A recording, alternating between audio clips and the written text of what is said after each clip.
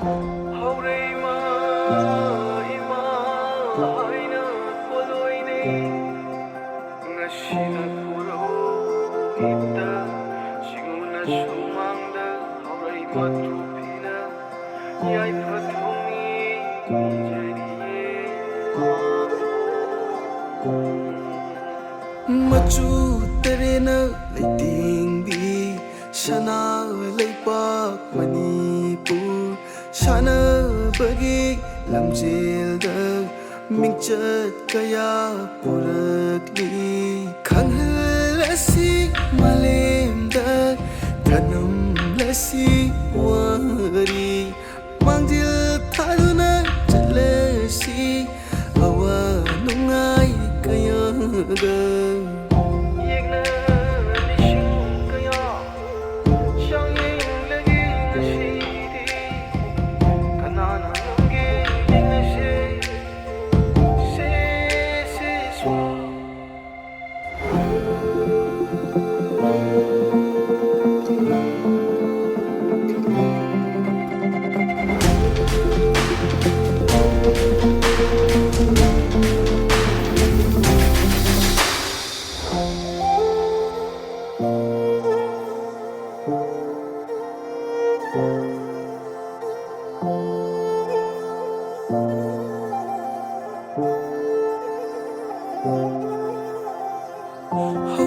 Hauro pari imum sing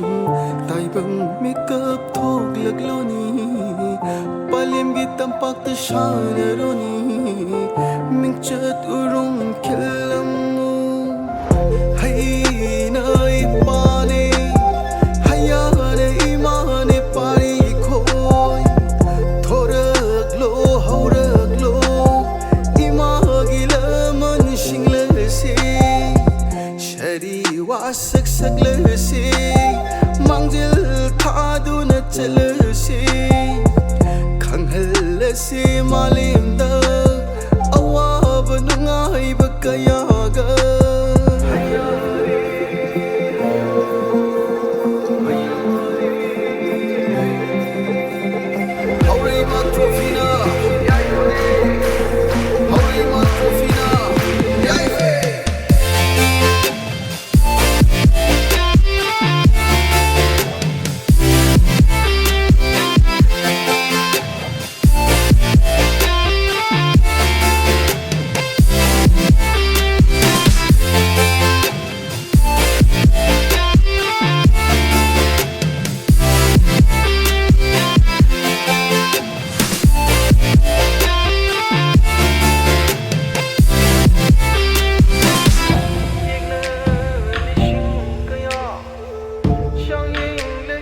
she